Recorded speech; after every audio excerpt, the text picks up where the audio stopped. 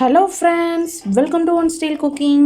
நாம் இன்றைக்கி பார்க்க போகிற ரெசிபி என்னென்னு பார்த்தீங்கன்னா, இன்ஸ்டண்ட்டாக ஜவ்வரிசியை ஊற வைக்காமல் நம்ம 10 நிமிஷத்தில் எப்படி நம்ம ஜவ்வரிசி கேசரி ரெடி பண்ணலாங்கிறது பார்க்கலாம். ரொம்பவே டேஸ்டியான ரெசிபிங்க. வாங்க எப்படி ஈஸியாக குயிக்காக செய்யலாங்கிறத பார்க்கலாம். வீடியோக்குள்ளே போகிறதுக்கு முன்னாடி கீழே உள்ள ரெட் கலர் சப்ஸ்கிரைப் பட்டனை கிளிக் பண்ணுங்கள். கூடவே பக்கத்தில் உள்ள பெல் ஐக்கானையும் கிளிக் பண்ணுங்கள். அப்போ தான் நான் போடுற வீடியோ எல்லாமே உடனுக்குடன் உங்களுக்கு தெரிய வரும். வாங்க இப்போ வீடியோக்குள்ளே போகலாம். ஜவ்வரிசி கேசரி பண்ணுறதுக்கு இன்றைக்கி நம்ம ஊற வைக்காமலே ஈஸியாக 10 நிமிஷத்தில் கேசரி பண்ணிடலாம். அதுக்கு வந்து பார்த்திங்கன்னா, நான் எடுத்த கப்புக்கு 1 கப் போல் ஜவ்வரிசி எடுத்திருக்கேன். இது வந்து நைலான் ஜவ்வரிசி தான். பார்த்திங்கன்னா இந்த மாதிரி சின்ன சைஸ் ஜவ்வரிசி எடுத்திருக்கேன்.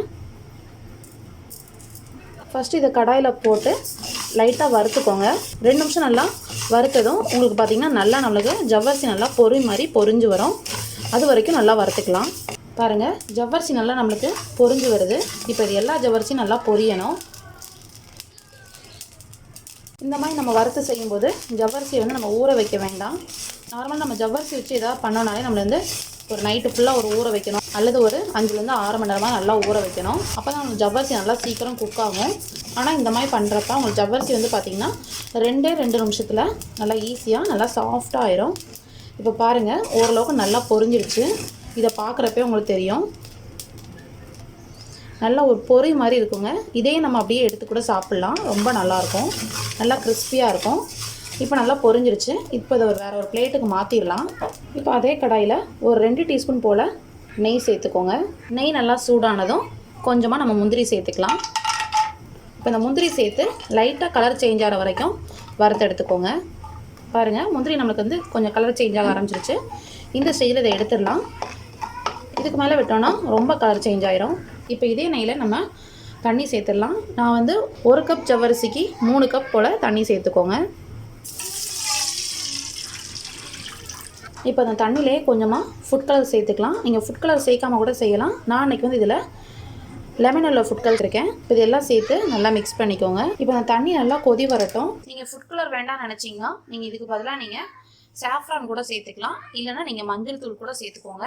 மஞ்சள் தூள் சேர்த்திங்கன்னா இந்த மாதிரி ஸ்டார்டிங் ஸ்டேஜ்லேயே சேர்த்திங்கன்னா உங்களுக்கு அதோட ரா ஃப்ளேவர் எதுவுமே இருக்காது. இப்போ தண்ணி நல்லா கொதி வரட்டும். அதுக்கப்புறம் நம்ம ஜவ்வரிசி ஆட் பண்ணிடலாம். இப்போ தண்ணி நல்லா நம்மளுக்கு கொதி வந்துருச்சு. இந்த ஸ்டேஜில் நம்ம ஜவ்வரிசி சேர்த்துக்கலாம். நம்ம போட்டு 2 நிமிஷத்தில் பார்த்திங்கன்னா ஜவ்வரிசி நல்லா நம்மளுக்கு சாஃப்டாக குக் ஆயிரும்.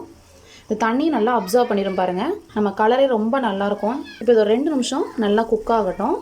இந்த தண்ணியெல்லாம் அப்சர்வ் பண்ணி ஜவ்வரிசி நல்லா சாஃப்டாயிரும். ஜவ்வரிசி நல்லா வேகும் போதே கொஞ்சமாக ஏலக்காய் தூள் சேர்த்துக்கோங்க.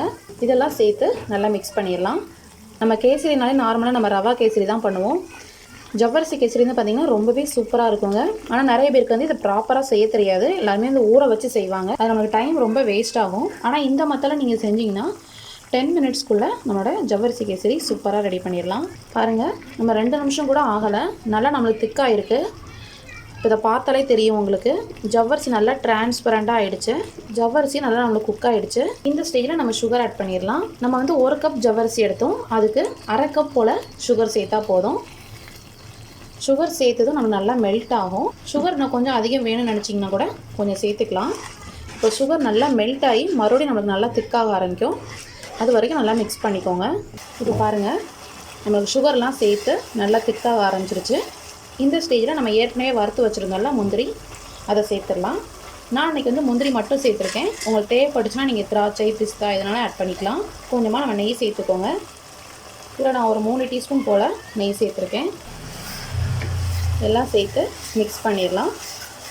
பாருங்கள், நம்மளோட ஜவ்வரிசி கேசரி சூப்பராக கலர்ஃபுல்லாக ரெடி ஆகிடுச்சு.